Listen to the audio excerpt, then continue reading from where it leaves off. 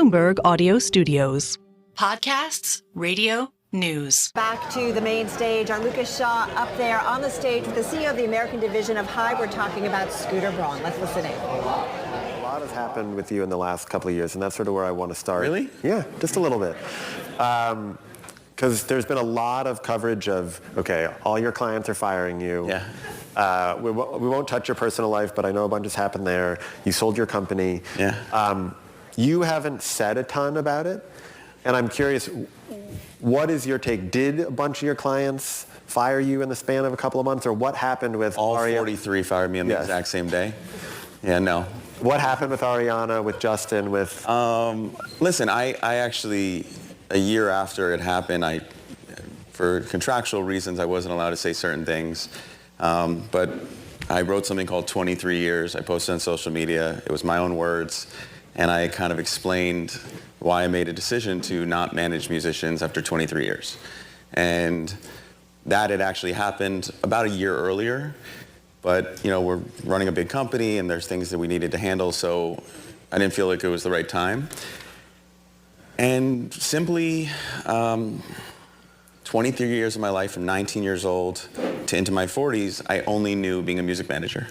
24/7, 7 days a week, every vacation, every holiday, I was on call. And I wasn't on call to one big artist, I was on call to a lot of big artists. And for a large part of my life, I really loved it. But then I had 3 kids, and I went through a divorce, and anyone who's been through a divorce with children knows that is not an easy situation. And I really looked back at my life and realized that, you know, you can point fingers in a divorce and say, oh, this happened, but you play a role in it. And that's why me and my ex-wife are partners with these 3 children. We put them first. And my role was I wasn't present. I was a manager 24/7. And even though I was home, I wasn't being there the way I should, and it led to a divorce, and I realized I might have lost the marriage. I wasn't going to lose my kids. And I decided that I wanted to step away from it and focus on other things. And now I have 3 of the best clients in the world, and that's my focus. But then, yeah, there was a lot of noise because no one actually thought you would want to step away from that. But how did you communicate that to the clients that you were working with? Well, one of them, I wrote about this, one of them approached me and said, hey, I think I want to try something new. And at first I was kind of hurt because we've been through so much together. But then I realized I was already heading in this direction for the last couple of years anyway. And I think you make plans and then the universe kind of shows you what you need. And I realized it was actually a gift, and it wasn't about one client, it was about all. So I started picking up the phone and having the conversations, and some went well, some took a couple more conversations. But I'm grateful for all those years. I lived a very unique life doing that. I was a part of the journeys of some of the most successful and incredibly talented people in the world, and now I get to root for them in a different capacity. How does the relationship, like, take someone like Bieber, you take him from nothing, you guys do the whole ride up together. Like, how does that relationship work now? Root for each other.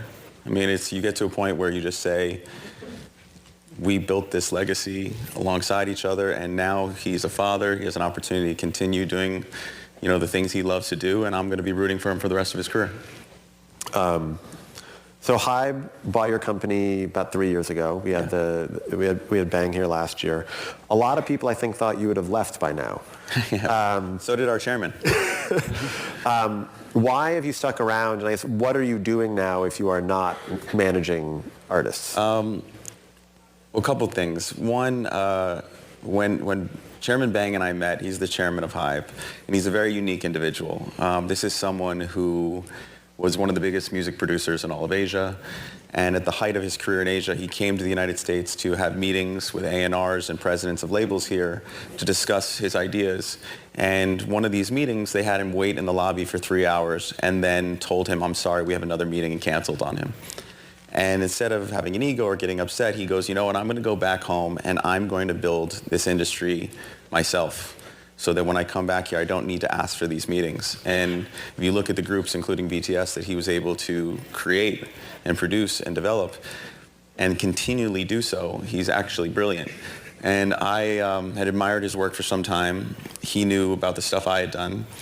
And he reached out to me and said, can we have conversations? And the first 4 conversations, That's when the last one happened about the purchase. He said that in the East, we have conversations about what we're going to do. He goes, too many times when I talk to people in the West, they talk about just the transaction, just the deal, not what we're going to do.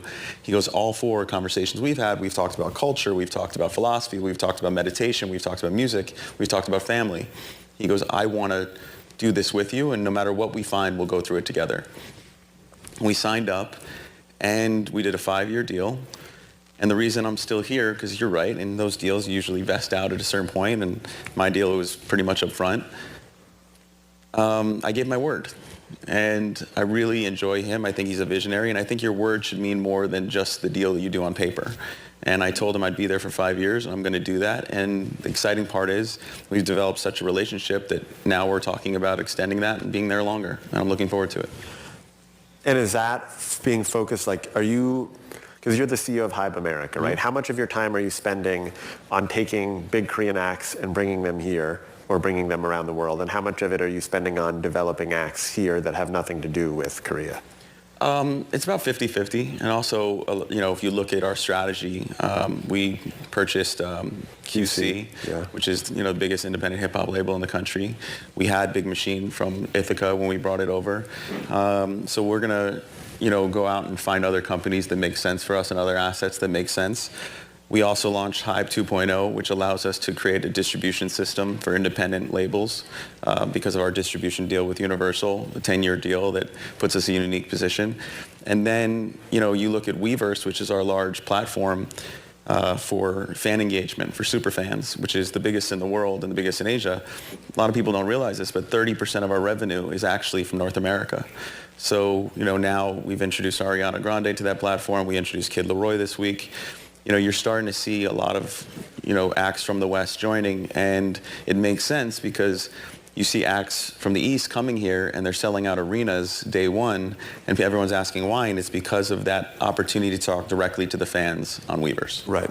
I'm curious, setting aside Weverse, the last decade plus, I feel like a lot of people were finding artists on YouTube, then they're finding artists on TikTok. Where do you, or where do people you work with discover new artists right now? So I can give the nice answer, but I'm going to give the real answer. When we're talking to people, there's still A&Rs, there's still scouts. They're going out there and they're finding stuff. There's still people looking on TikTok and on YouTube, and you might see something, and part of it is, true development. Like we just did with our group Cat's Eye, which we developed them. We did a show on Netflix, and now we've launched them. But the thing I'm most excited about is what's to come. And the reason I say that is I'm 43 years old. When I found Justin, I was 24, about to be 25. I was native to technology that was around at that time. I was a young guy. I understood what my peers wanted. I understood what was missing in the marketplace, and I understood how to use the social media in a way that made sense to my peers. So, for example, Twitter at the time was just celebrities talking to other celebrities on the suggested user list. And I was like, well, this feels very voyeuristic. I don't want to just watch someone talk to someone else. I want to engage. And Justin was the first person to cross 1 million followers on Twitter that wasn't on the suggested user list, because we actually engaged with the fans. We created fan groups like Belieber Babes and Bieber Army and all these, things. The names are amazing. I know. You guys can giggle. It's okay. Actually, a lot of the people who ran those accounts are now executives in the music industry. Jackie Augustus is a very big executive, and she used to run Bieber Army back in the day. Right. And when she was like 16. So what I'm waiting for is that next kid who's in their 20s, or even a teenager who understands, who's native to that technology and realizes how to use that, the AI that's coming, all the different things, in a way that myself and Bang and my peers just don't, because it is a youth-driven industry. So when I meet people or they're young artists, they go, hey, what do you think I should do? My response is usually, stop worrying about getting to people like me. You have all the resources to get to the audience directly, and your peers, develop with them. So when you say, how do we do it? It's going to be self-discovery. I just don't know how the next generation is going to do it, because for my dad, it was vinyl. For me, it was mixtapes. For someone else, who knows? Right. As a result of that, do you feel the balance of power in the music industry has shifted more to the artist? than when you started? 100%. I think it's shifted to the artist, but there'll always need to be those teams or people that give their all and their heart alongside the artist to develop talent, to understand the marketplace.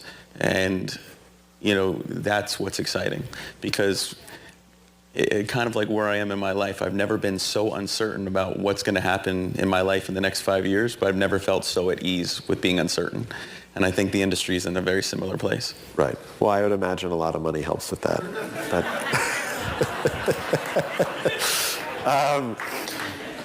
This is the best.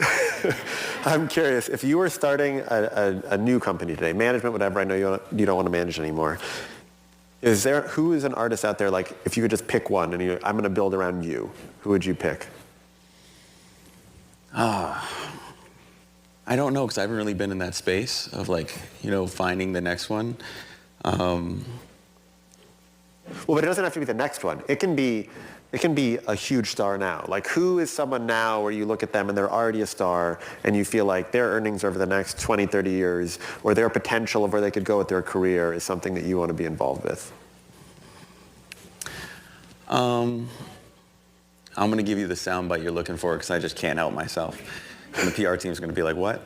I think the artist that's, you know, is one that you should always bet on and is already a huge star, and you can always bet on because they want it all the time and they do what it takes to be, you know, present and relative all the time, is Taylor Swift. I was actually not thinking you were going to say that, but it's an obvious answer. But you know, I also love that what we're doing with our group Cat's Eye. I love Teddy Swims. I love great voices like that. I love like Benson Boone. I saw him perform the other day, and that was really impressive. Zach Bryan is doing incredible stuff. So there's, you know, the fun part about it is everyone, you know, there's a huge opportunity coming with AI, and it's going to change the music industry the same way Pro Tools did. You know, when Pro Tools came along, people said, what is this? We need live instruments. And you realize it's a tool to create more music. And I think AI is going to do the same thing. But there's always going to be a need for both human emotion and human error. You know, if we want to watch the great... All right, that, of course, is our Lucas Shaw with Scooter Braun, CEO of the American division of HYBE. I'm guessing that Taylor Swift comment might make a few headlines. I'm just looking at Twitter right now, seeing who's chatting about it, because, yeah, lots of people following these interviews from Bloomberg Screentime. You can see the latest at Live Go on the Bloomberg terminal, and also catch the latest at bloomberg.com/screentime.